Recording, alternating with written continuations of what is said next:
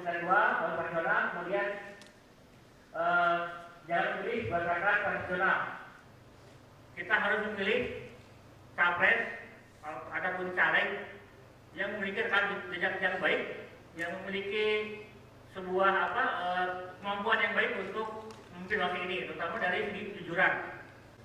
Perguruan tinggi di Unpad, ITB dan IUB. Hasil diskusi sebelumnya berarti? Ya, dari hasil sebelumnya, dan di sini di forum dia diundang juga nih yang suka diajak diskusi, yang enggak juga kita undang semuanya. Di sini yang akhirnya ya coba kita diskusin yang nanti akhirnya siapa sih yang dipilih sebenarnya gitu. Apakah benar yang kita diskusikan atau tidak, yang akhirnya ya sesuai juga sama gitu, karena kita ngajak diskusi dulu kan sebelumnya dengan 3 calon ini yang akhirnya jadi merunut ke 1 calon. Sangat penting karena posisi kita kan menaungi generasi milenial gitu ya, yang dimana kan gagasan-gagasan negatif yang banyak yang muncul ke mereka gitu kan, dengan media sosialnya, dengan pemberitaannya, bukan prestasi-prestasinya. Makanya kita itu melihat menerangkan dengan prestasi-prestasinya, yang didiskusikan juga prestasi-prestasinya gitu, karena generasi zilenial dan milenial ini banyaknya pengguna media sosial yang dimana ya hoax kan sangat dahsyat gitu ya. Dengan sekarang lah mau pilpres emang banyak banget hoax-hoax yang ditimbulkan oleh media, terutama ya mungkin di Instagram, di Facebook, di TikTok gitu ya. Yang akhirnya nih sebenarnya seperti ini nih calon-calonnya, dari kebaikan dari Pak Prabowo, prestasi dari Mas Anies gitu ya, dari Mas Ganjar gitu. Inilah yang sebenarnya gitu, yang kita memiliki data akurat untuk kita diskusikan gitu.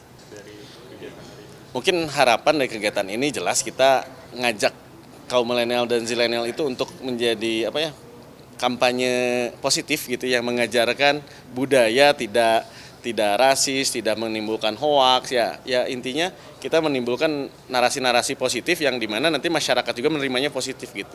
Jadi kita menolak membuat perlawanan untuk yang mengedarkan atau mengadu domba gitu ya tentang pilpres ini, jangan sampai ya, sekali lagi jangan sampai 2019 itu terjadi lagi di 2024 ini gitu. Ya, kalau kita melihat setiap kondisi satu bangsa itu pasti akan berbeda kebutuhannya. Hari ini Indonesia sudah membuktikan beberapa hal. Kita masuk dalam menjadi presidensi di G20. Kemudian sekarang di keketuaan ASEAN. Artinya Indonesia sudah masuk pada satu situasi dipercaya oleh banyak negara untuk memimpin dan mempersiapkan bukan hanya Indonesia, bahkan kawasan sekarang. Indonesia menjadi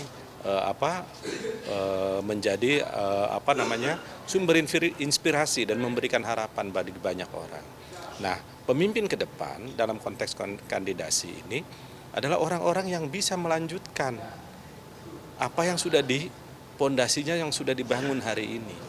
Karena dalam beberapa gagasan besarnya Indonesia sudah masuk dalam kelompok G20, bahkan jadi presidensinya. Kemudian sekarang kita juga diajak untuk masuk di BRICS, dan kemarin juga diundang secara khusus ke Jepang oleh G7. Itu juga menjadi sesuatu yang sebenarnya membuktikan bahwa bangsa Indonesia ini butuh pemimpin yang punya visi ke depan, dan kedua, dia bisa melanjutkan apa yang sudah dibangun hari ini, karena ini sudah, ya saya dalam konteks di dunia akademik, saya melihat di banyak tempat, bahkan katakanlah saya sudah berkeliling di beberapa daerah di Indonesia, itu menunjukkan pengembangan kewilayahan yang sudah sangat baik. Artinya paling tidak infrastruktur, kemudian daya dukung lainnya yang bisa mendorong mereka bisa menghasilkan produktivitas yang lebih baik lagi. Oke, berarti tren kinerja pemerintahan saat ini tergolong cukup baik dan harus dilanjutkan ya? Bisa dibuktikan dengan kepuasan masyarakat yang hampir 80% ya. Artinya itu menunjukkan hal yang sangat konkret. Bahkan di beberapa wilayah yang sangat terpencil, saya pernah beberapa kali di pulau-pulau terluar, itu melihat bagaimana pembangunan infrastruktur itu kemudian diperbaiki dengan sangat masif.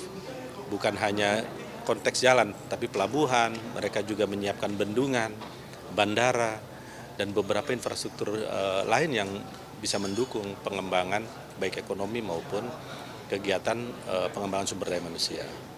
Lantas berapa